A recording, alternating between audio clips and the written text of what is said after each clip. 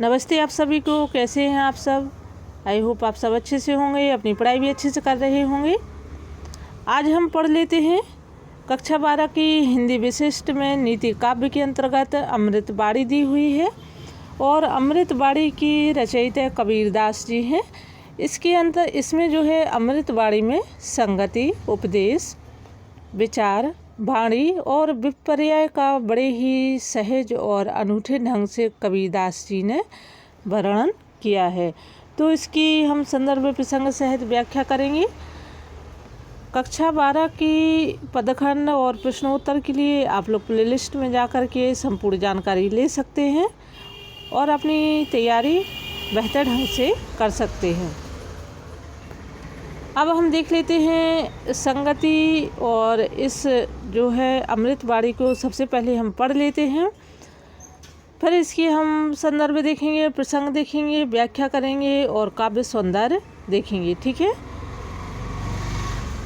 संगति में कबीरदास जी कहते हैं, कबीरा संगति साधु की जो कर जाने कोय, सकल वृक्ष चंदन भये बाँस न चंदन होए। दूसरा पद है, कबीर कुसंग न कीजिए पाथर जल न तिराए, कदली सीप भुजंग मुख एक बूंद तिरभाए। तो यहाँ सबसे पहले हम इसके शब्दार्थ से देख लेते हैं जो कठिन शब्द हैं। संगति, संगति का मतलब होता है साथ, साधु, साधु सज्जन या अच्छे विचारों वाला व्यक्ति। कार्य, कर का मतलब करना या करे। कोई यानी कोई अन्य व्यक्ति। सकल, सकल का मतलब होता है सभी। वृक्ष, वृक्ष का मतलब होता है वृक्ष, पेड़। भय, भय का मतलब होता है होना। इसके बाद हम देख लेते हैं कुसंग। तो कुसंग का अर्थ है बुरी लोगों की संगति या गलत लोगों के साथ रहना। पाथर, पाथर का मतलब होता है पत्थर। तिराए, तिराए का मतलब होता है तैरता है। कदली, तो कदली का अर्थ है केला, एक केला का पर्यायवाची है। भुजंग, भुजंग का अर्थ है सांप, है ना, सांप को भुजंग बोलते हैं। अब इसके हम संदर्भ देख लेते हैं। तो संदर्भ में आपको वही लिखना है कि यह पद जो है इसके लेखक कौन है और कहाँ से लिया गया है। तो प्रस्तुत साखी कविवर या कबीरदास की अमृतबाणी नामक साखियों से लिया गया है, ऐसा हमें संदर्भ में लिखना है। क्या लिखना है? प्रस्तुत पद या साखी कबीरदास की अमृतबाणी नामक साखियों से लिया गया है और इसके लेखक जो हैं कबीरदास हैं। प्रसंग में हम लिखेंगे, इन साखियों में कबीर ने या इन पदों में कबीर ने सत्संग की महिमा और कुसंग की बुराई का या कुसंग का जो गलत मतलब है उसका यहाँ वर्णन किया है। ठीक है। अब हम इसकी व्याख्या कर लेते हैं। तो सबसे पहले, कबीरा संगति साधु की जो कर जाने कोय, सकल वृक्ष चंदन भये बाँस न चंदन होए। सबसे पहले हम इसकी व्याख्या करते हैं। तो कबीरदास जी कहते हैं कि व्यक्ति संगति के महत्व को समझता है। जो व्यक्ति अच्छी संगति के महत्व को समझता है वही उसका लाभ उठा पाता है। कबीरदास जी कहते हैं, कबीरा संगति साधु को जो कर जाने कोई, यानी कि कबीरदास जी कहते हैं कि जो व्यक्ति अच्छे लोगों की संगति करना जानता है वही उसका लाभ उठा पाता है। सकल वृक्ष चंदन भये बाँस न चंदन होए।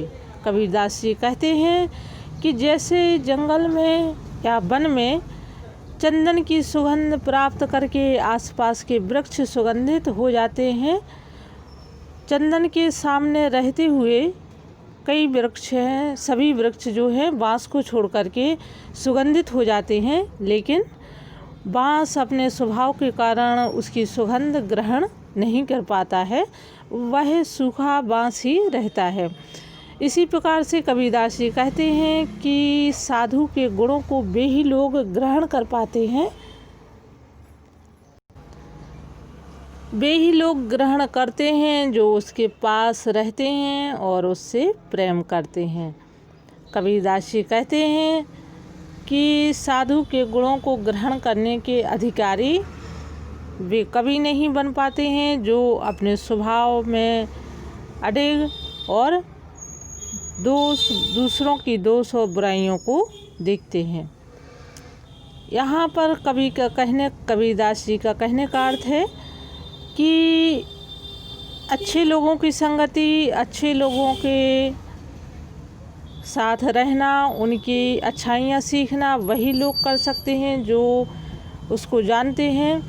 जैसे जंगल में चंदन के रहते हुए बाँस कभी चंदन नहीं हो पाता है, क्योंकि वह अपने स्वभाव को जो है बदल नहीं पाता है और ना उसमें छेद होते हैं, वह चिकना होता है, यानी कि उसमें जो है ग्रहण करने की क्षमता नहीं होती है, तो वह जैसा है वैसा ही रहता है।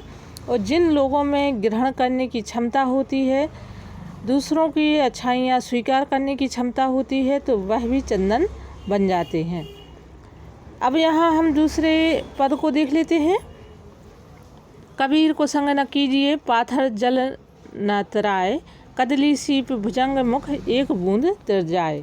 तो यहाँ कबीर कह रहे हैं दूसरी साखी में कि मनुष्य को संसार में कुसंग से बचना चाहिए, कबीर कुसंग ना कीजिए।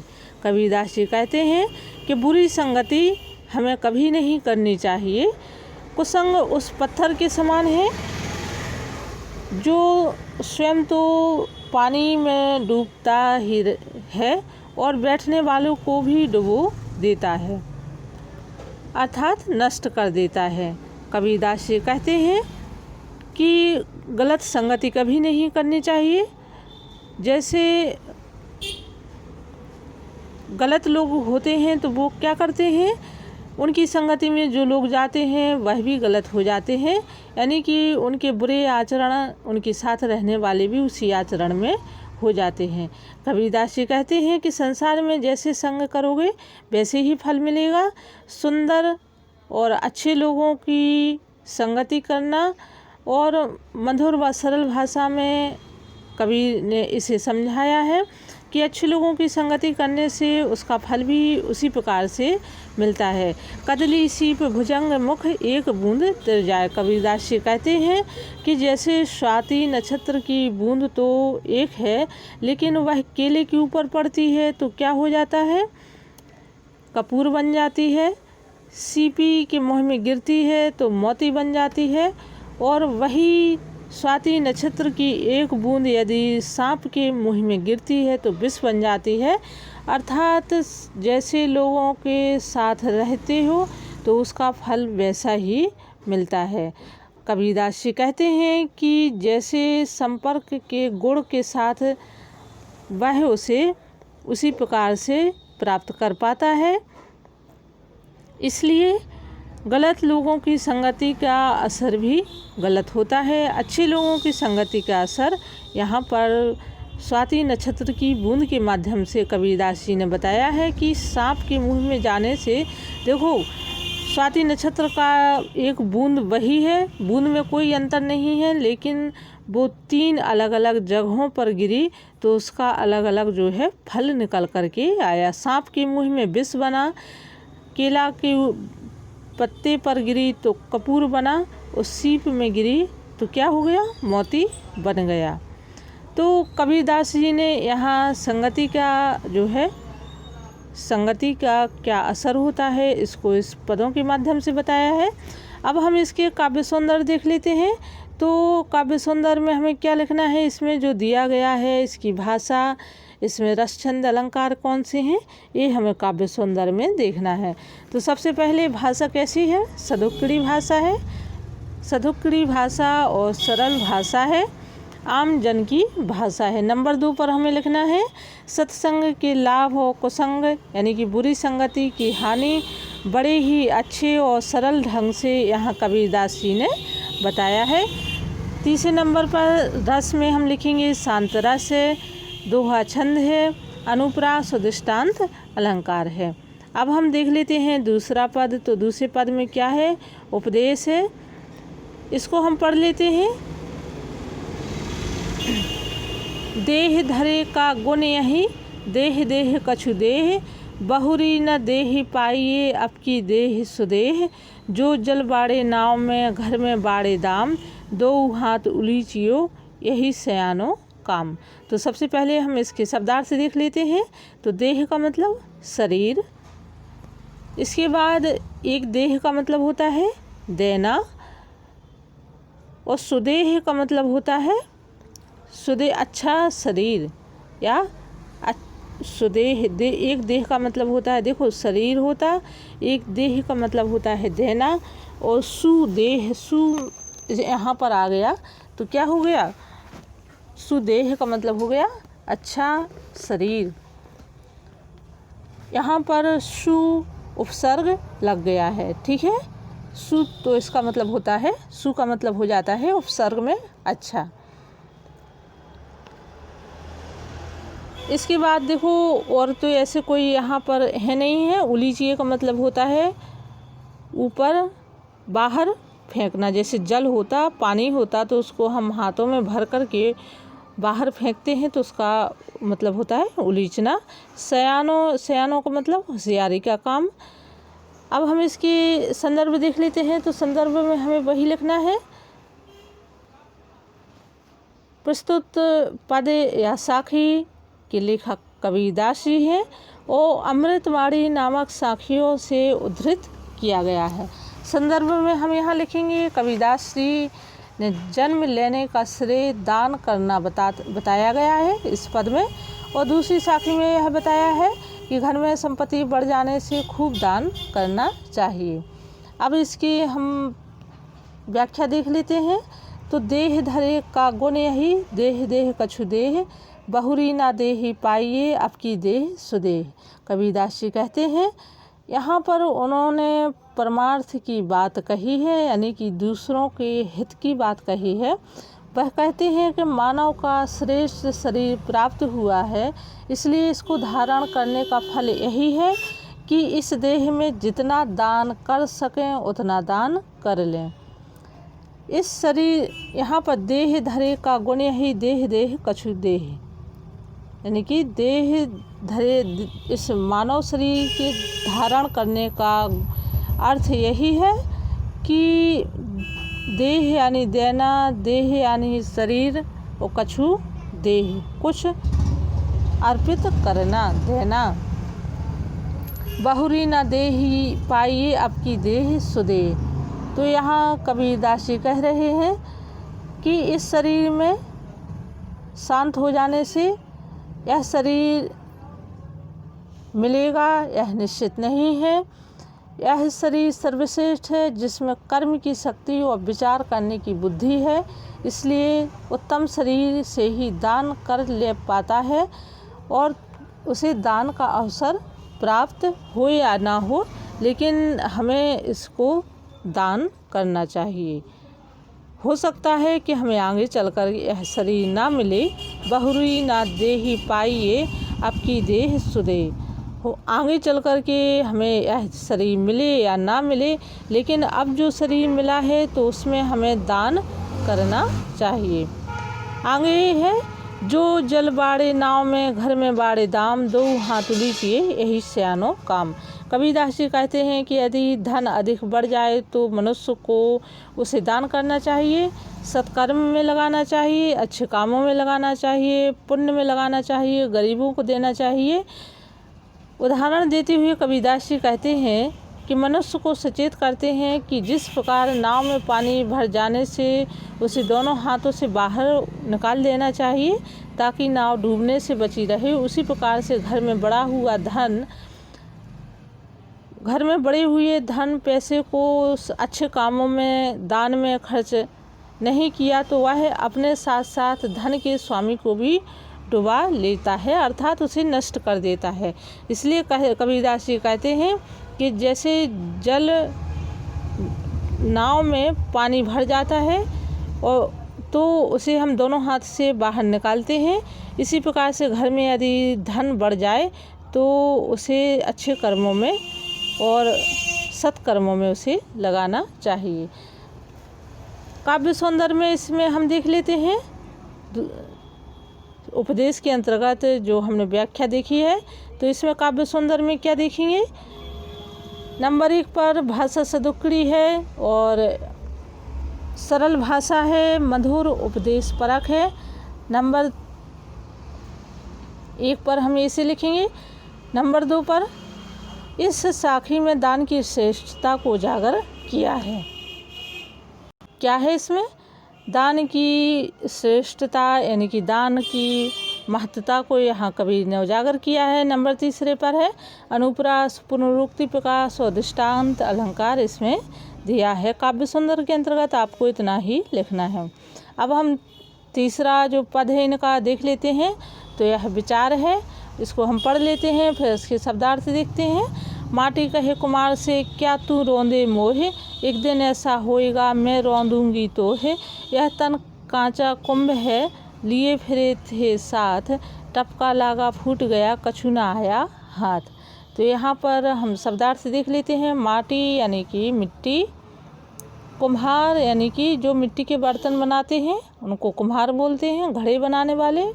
रौंदे, रौंदे का मतलब होता है पैरों के नीचे दबाना या कुचलना। तन, तन का मतलब शरीर है। इसके बाद कांचा, कांचा का मतलब कच्चा। कुंभ, कुंभ घड़ा। टपका, टपका का मतलब है पानी की बूंदें गिरना। और फूट यानी कि फूट जाना। कछु यानी कुछ भी।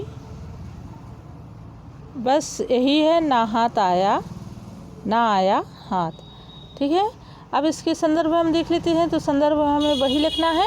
प्रस्तुत पद, प्रस्तुत साखी या पद के लेखक कबीरदास जी हैं और यह अमृतवाणी नामक साखियों से लिया गया है या उद्धृत किया गया है। ठीक है। अब हम संदर्भ में क्या लिखेंगे। संदर्भ में जो पूरे पद में जो दिया गया है, किसके बारे में दिया है, यह हमें संदर्भ में लिखना होता है। तो इस पद में क्या दिया है। प्रस्तुत पंक्तियों में कबीरदास जी ने संसार और शरीर की नश्वरता को अपने विचार के माध्यम से प्रस्तुत किया है। या मनुष्य की शरीर की क्षणभंगुरता, मतलब मनुष्य का शरीर जो है कब ख़त्म हो जाए ये कोई निश्चित नहीं है। तो इसका वर्णन कवि ने इस पद में किया है। अब हम इसकी व्याख्या देख लेते हैं। तो व्याख्या में है कबीर जी कुमार को माटी कहे कुमार से क्या तू रौंदे मोहे, एक दिन ऐसा होएगा मैं रौंदूंगी तो है। कबीरदास जी कुमार के माध्यम से यह संकेत करते हुए अपने विचार लिख रहे हैं कि मिट्टी कुम्हार से कहती है कि कुम्हार तू इस समय मुझे अपने पैरों के नीचे डालकर रौंद रहा है या कुचल रहा है, लेकिन एक दिन ऐसा आएगा कि जब मैं तुझे कुचलूँगी या रौंदूंगी। ये मिट्टी जो है कुम्हार से कह रही है। शरीर की मृत्यु हो जाने पर यह शरीर 5 तत्वों में विलीन हो जाता है। कहने का यही अर्थ है कि मिट्टी का शरीर मिट्टी में मिल जाता है। तो यहाँ कबीर यह कहना चाहते हैं कि मनुष्य को कभी भी अपने शरीर पर कभी घमंड नहीं करना चाहिए, गर्व नहीं करना चाहिए। वह कहते हैं कि कुमार के माध्यम से मनुष्य को उदाहरण देते हैं कि इस देह का हमें गर्व नहीं करना चाहिए। जैसे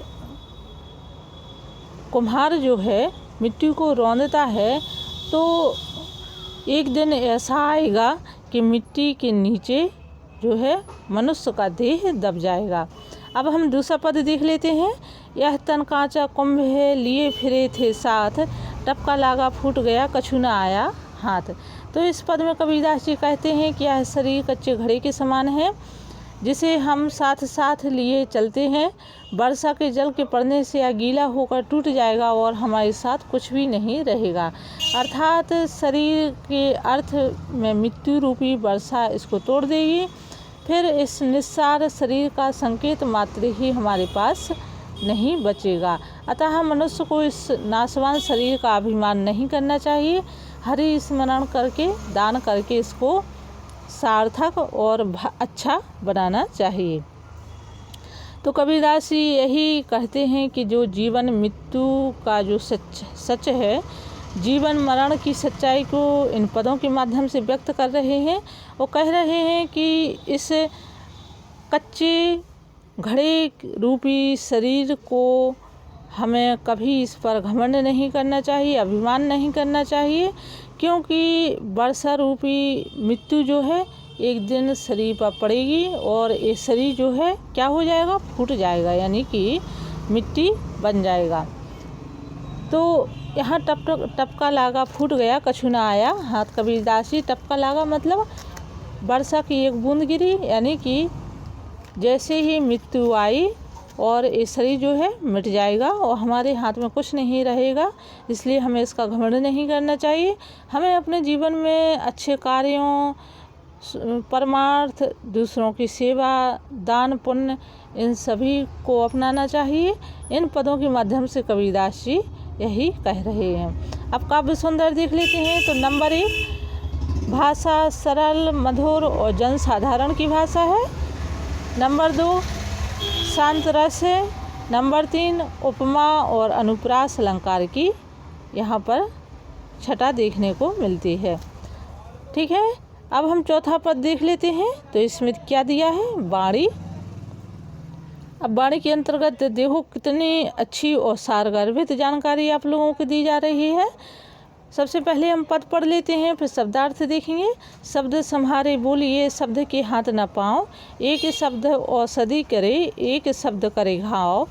दूसरा पद है जिभ्या जिन बस में करी, तिन बस कियो जहान, नहीं तो अवगुण उपजे, कही सब संत सुजान।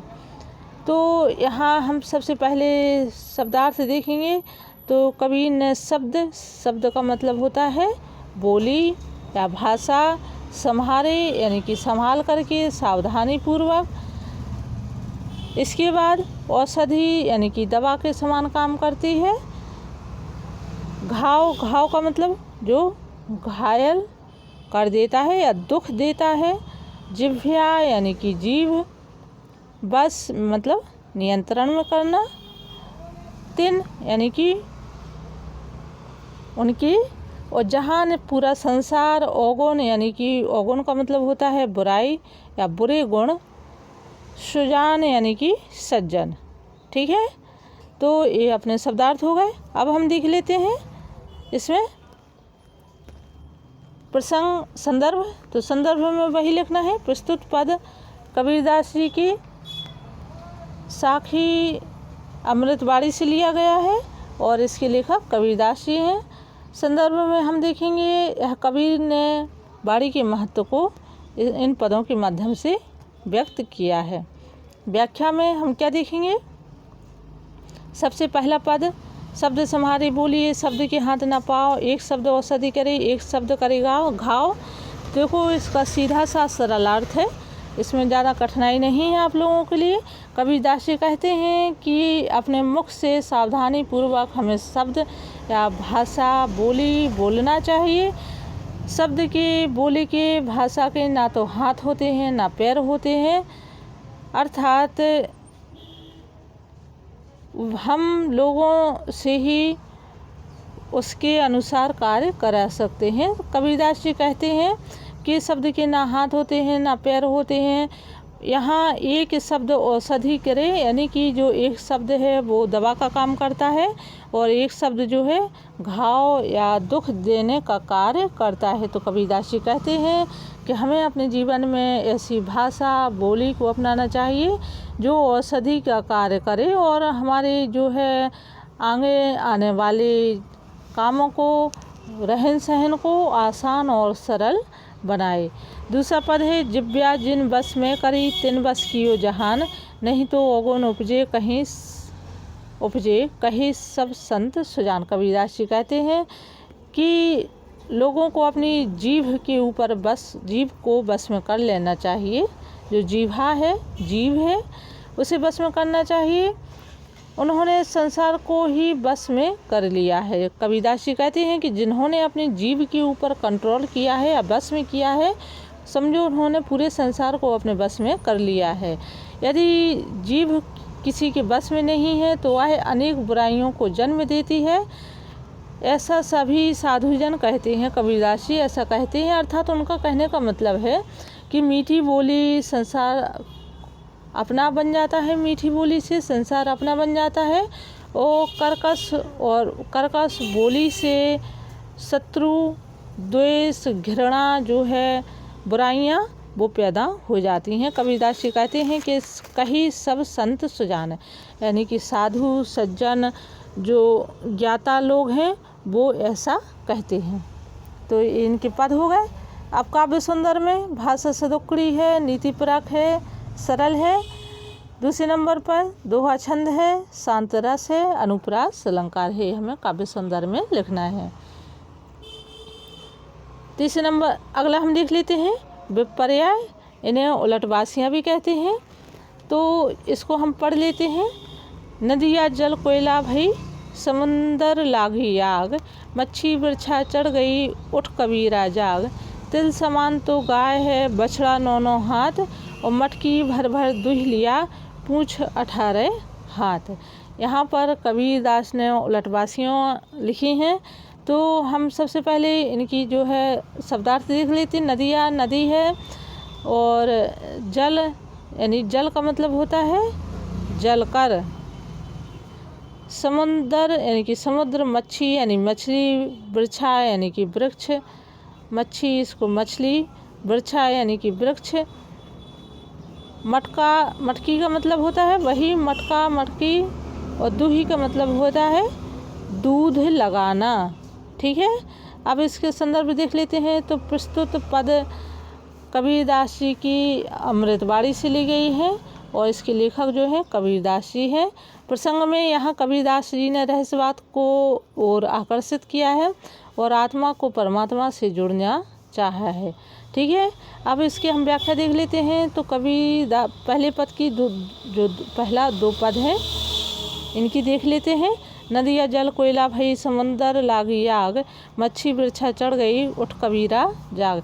कबीरदास जी कहते हैं, उल्टी बातें करते हुए कहते हैं कि हृदय में जीवन रूपी नदी सूख गई है, ज्ञान रूपी समुद्र में विषय मोह माया की आग लगी है, मछली रूपी आत्मा शरीर से निकल गई है।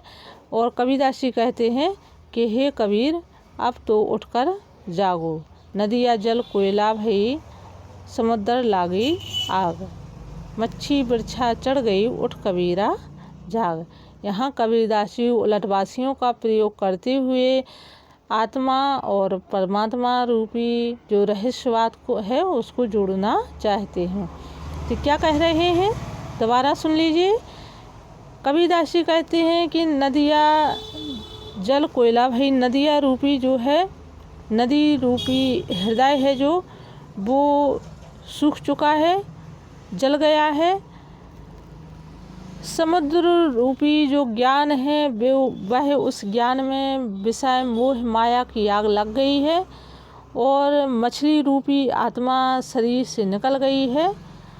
मच्छी बिरछा वृक्ष पर चढ़ गई है, यानी कि जो मछली रूपी आत्मा है वो क्या है, शरीर से निकल गई है। कबीरदास जी अब तो जागो।